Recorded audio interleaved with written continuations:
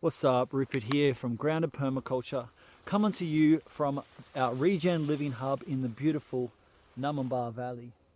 Right now I'm in our community garden, and this video is going to be about planting garlic. And we're going to plant garlic probably in 2 or 3 of these rows right here behind me. And you can see it's quite overgrown. Just let these rows do their own thing for the last few months over the season. Got comfrey growing up here. This looks like chia seed. A lot of grass. We did have cabbages and onions and some parsley in here on these rows. But I've just let it go. It's gone quite senescent. We had corn up the back here. And what I'm going to do basically as our garlic planting technique is I'm going to come through and I'm going to brush cut all of this down to the ground, like really hard down to the ground. Now we're going to plant tomorrow, and the reason I've left it till now in the afternoon is because it's not raining at the moment, so everything's a little bit, starting to dry out. So if I cut everything now, the soil's still moist under here, still quite moist.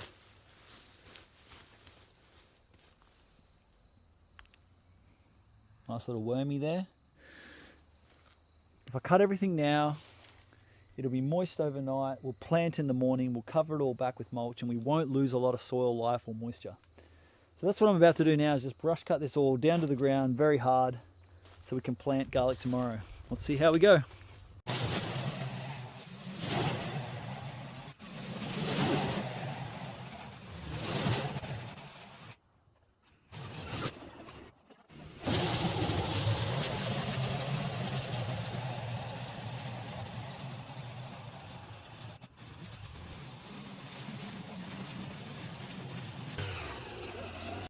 All right, so that's all been brush cut now. Took me about half an hour, 45 minutes, if you include doing all the other things around the place. And you can see I've cut this down right back down to basically bare soil. Right, and it's going to be really easy with the garlic planter to come through tomorrow and plant this. Now, I've done it strategically. Afternoon, the sun is gone. There's no sun on this. This is all nice, wet, green. Right, the soil's still moist. Hey, look. Cucamelon. It's pretty cool. So the soil is moist, even though we haven't had any rain for quite a few days. And if I had done this in the morning, left the sun on it all day, all of this would have dried out. Right, and I would have been losing precious carbon, precious nitrogen that I want to keep, and precious moisture, right, that I want to keep in the soil. So tomorrow morning we're going to come and plant this out, put the mulch on top and cover it before the heat of the day, lock in all that moisture, lock in all this nitrogen and biomass, and grow some nice garlic and cabbage. All right, let's see how it goes. This is the perfect kind of thing to be doing. This is First thing in the morning. It is a great thing to be doing first thing in the morning. And this is our custom-made garlic planter. Oh, you made this, man? It's custom. Oh, dude. This is just brilliant. I've never seen something like this. See if you can walk it back a little bit this way so the next hole is over here. Yeah. See how, because this one's coming off the edge. Yeah, that's what I thought. Yeah, and then bring it sort of like that. There we go. Oh, So it's squared off. Yeah, exactly. My brother's here.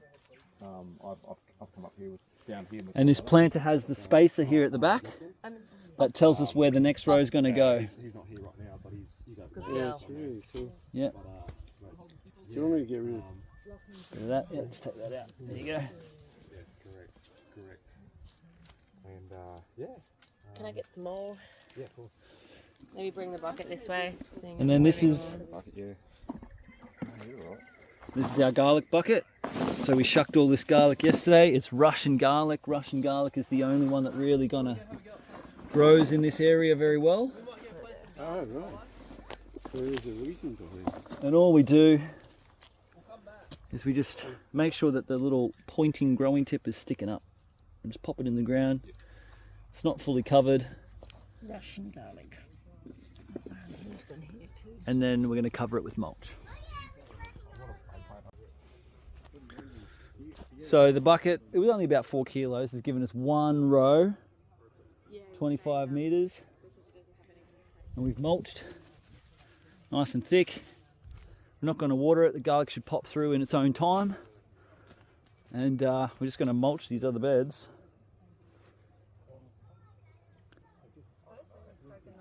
and keep them moist, keep the biomass up, plant later. And then basically we planted garlic in this row, straight into that, and then mulch on top.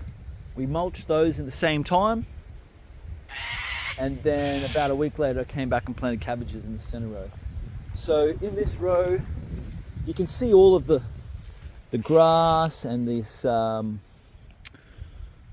it's either Gotucola or native violet. It's probably the native violet you can see over there coming through as like low successional ground covers, the grass as well. But the garlic, here we go. There's the garlic. Is going to push up through that. It will be okay. We've planted Russian garlic, which is pretty much the only garlic that really grows in this area. And then for this here row, we've just thrown in some cabbages. Literally just seedlings that I bought from Bunnings. I find the sugarloaf, pretty sure it's the sugarloaf cabbage goes pretty good here, I noticed last year, so trying that again.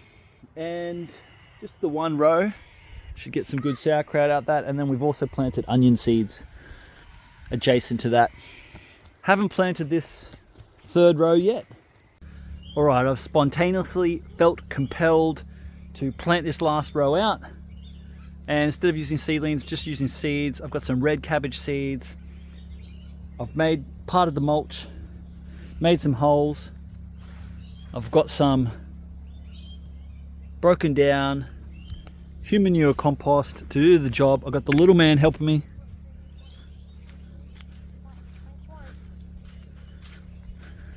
Nice work. Nice work. Oh, you missed a hole. No more.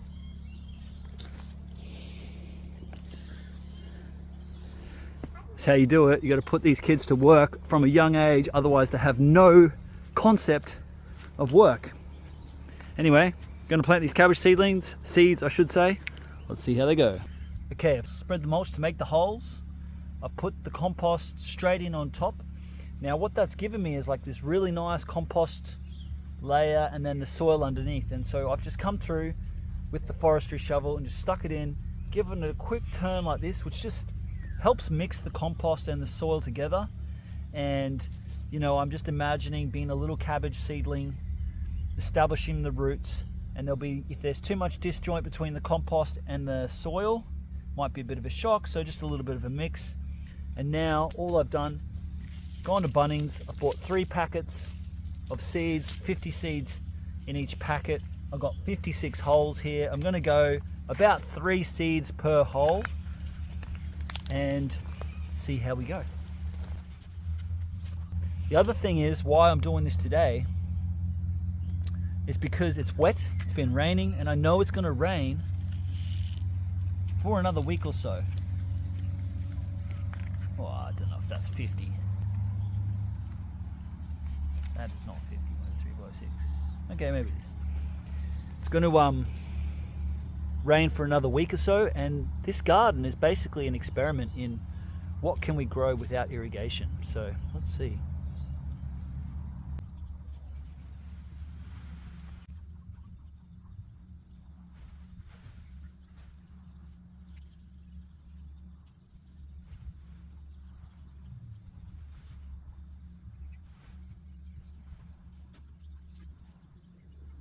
What side don't fall down?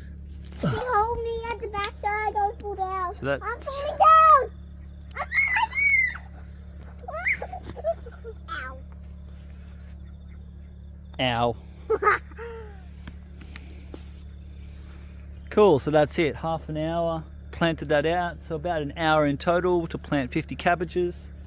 I've never really actually planted cabbages from seed in situ, so it'll be interesting to see how it goes, especially with no watering in, no irrigation. It's all an experiment. Peace.